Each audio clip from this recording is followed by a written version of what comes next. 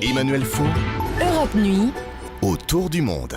Autour du monde, la chronique internationale avec ce soir Didier François. Et Didier, ce soir, on va chausser les lunettes des dirigeants iraniens pour partager leur regard sur le monde. Oui, parce qu'il est toujours intéressant de chercher à comprendre comment d'autres pays voient les grands événements internationaux, particulièrement lorsqu'il s'agit d'un pays comme l'Iran.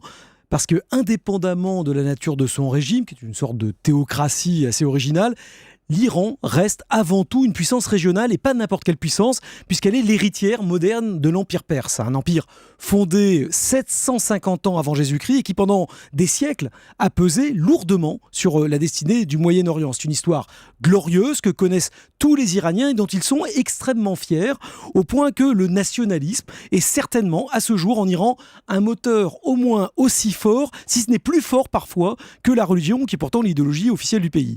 Parce qu'en fait, les mollahs au pouvoir à Téhéran depuis la révolution de 1979 ont très rapidement intégré l'élément nationaliste à leur discours politico-religieux.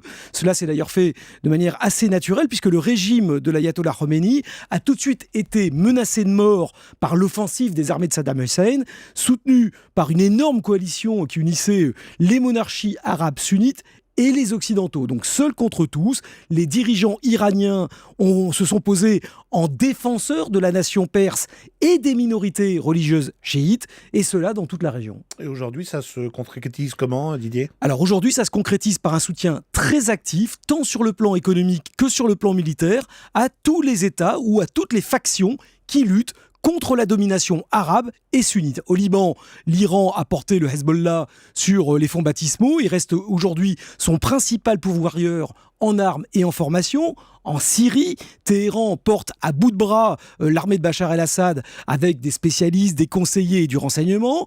En Irak, les Pasdaran, donc le bras armé des intérêts iraniens, se sont engagés très rapidement aux côtés du gouvernement à majorité chiite pour combattre les ultra-radicaux de l'État islamique.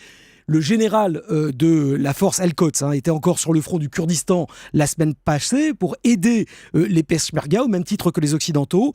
Pourtant, l'Iran a refusé officiellement de participer à la coalition. Seulement, dans la pratique, c'est certainement le pays aujourd'hui le plus engagé militairement contre Daesh. Alors la question qu'on se pose, est-ce que tout cela peut conduire à un rapprochement progressivement avec les États-Unis ? Alors c'est bien évidemment une éventualité sur laquelle se penchent tous les stratèges et tous les diplomates, surtout depuis l'élection du président Rouhani l'année dernière, en remplacement du très conservateur Ahmadinejad.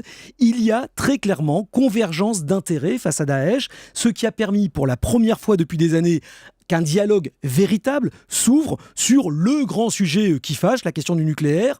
L'Iran et les États-Unis, soutenus par la France, l'Allemagne et la Russie, se sont donnés jusqu'au 24 novembre prochain pour tenter de trouver un accord, l'arrêt du programme nucléaire iranien contre la levée des sanctions économiques internationales, mais cela dépendra également des garanties que les Occidentaux pourraient donner à l'Iran sur leur rôle futur dans la région. Le regard de l'Iran sur le monde dans la chronique internationale de Didier François. Merci Didier.